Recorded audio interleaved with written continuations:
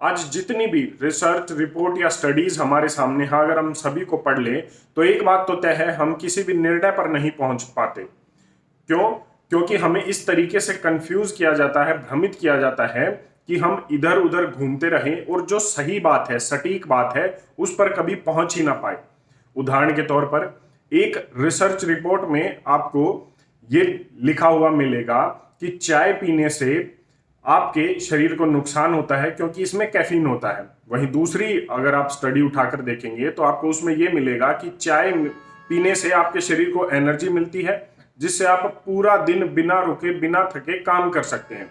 अब ऐसे में कई बार मुश्किल हो जाता है कि हम करें तो क्या करें, लेकिन थोड़ा सा हमें अपना दिमाग लड़ाना होगा, क्योंकि आज सभी जो ये बड़ी बड़ी लॉबी है और कुछ हद तक सरकारें भी हमारे पीछे पड़ी हैं ये जहर हमें पिलाने के लिए, परोसने के लिए। आज की वीडियो में ऐसे ही एक जहर के बारे में बात करेंगे और ऐसी एक स्टडी के बारे में बात करेंगे।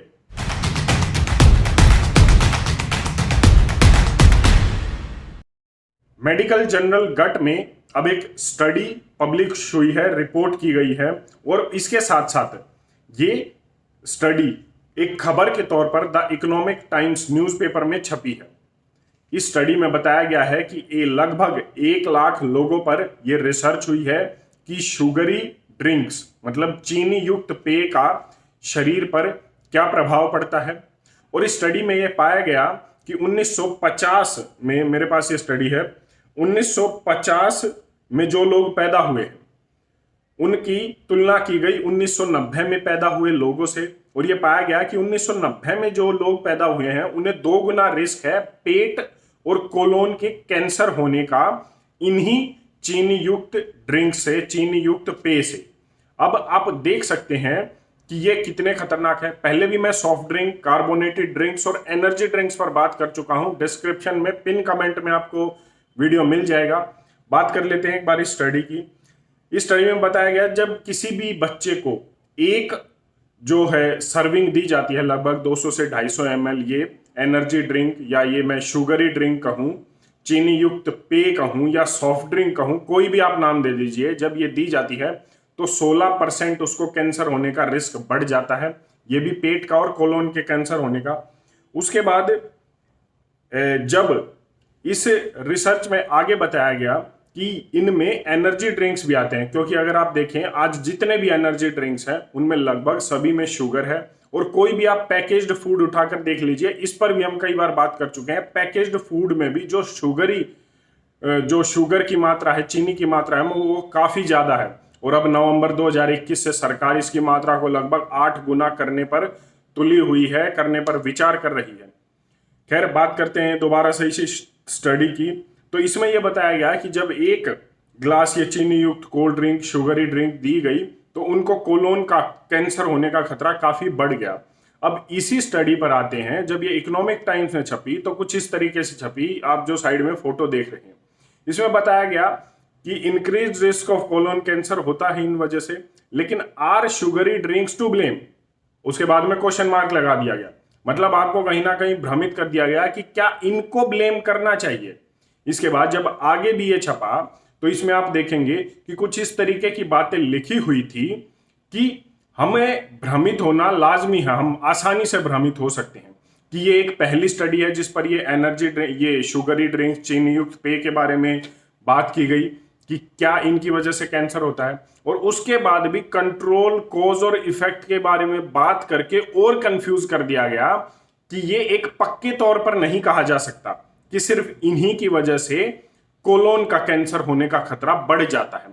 लेकिन जब लगभग 1 लाख लोगों पर रिसर्च किया गया, बच्चों पर रिसर्च किया गया, तो उसमें जब इनको ये पिलाए गए तो एज ए कंट्रोल और एज ए जो स्टडी पर मापदंड होते हैं उनमें यह पाया गया कि उनमें रेक्टम के जो कैंसर के केसेस थे वो बढ़े हुए थे। तो कहीं ना कहीं स्टडी में तो यह आ गया कि इन चीनी युक्त पेय से हमारे शरीर में कैंसर पैदा होता है, लेकिन पूर्ण रूप से यह नहीं कहा गया कि सिर्फ इन्हीं की वजह से यह होता है। अगर आप देखें तो 2006 से भारत की संसद में किसी भी तरीके के शुगरी ड्रिंक्स या कोल्ड ड्रिंक या सॉफ्ट ड्रिंक बैन है, लेकिन देश में ये बैन नहीं होंगे। क्यों? क्योंकि सरकार नेताओं से चलती है और नेता कंपनी से चलते हैं, और कंपनियां काफी बड़ी हैं, और अगर इन कंपनियों की जीडीपी कम हो जाएगी, अगर सेल कम हो जाएगी तो कंपनी की जीडीपी गिरेगी, और अगर कंपनी की जीडीपी गिरेगी तो देश की जीडीपी गिरेगी। और आज देश के विकास का मापदंड, सबसे बड़ा मापदंड कहीं ना कहीं जीडीपी ही है। क्या कोई भी व्यक्ति अगर अपने घर में नींबू का पानी बनाकर या बाजार के ठेले से गन्ने का जूस पीकर स्वस्थ रहता है, वो कहीं पर बीमार नहीं पड़ता, कहीं भी हॉस्पिटल में नहीं जाता, तो क्या वो जीडीपी में सहयोग नहीं कर रहा? और क्या कोई भी व्यक्ति अगर ये चीनी युक्त पेय सॉफ्ट ड्रिंक पीकर बीमार पड़कर हॉस्पिटल में जाकर बिल दे देता है, फार्मास्यूटिकल इंडस्ट्री की जीडीपी बढ़ा देता है, तो देश की जीडीपी बढ़ जाती है, तो क्या सिर्फ वो ही देश के विकास में योगदान करता है? मुझे लगता है हमें विकास की परिभाषा बदलनी होगी, क्योंकि सिर्फ कुछ कागज के नोट या जीडीपी देश के विकास को परिभाषित नहीं कर सकते।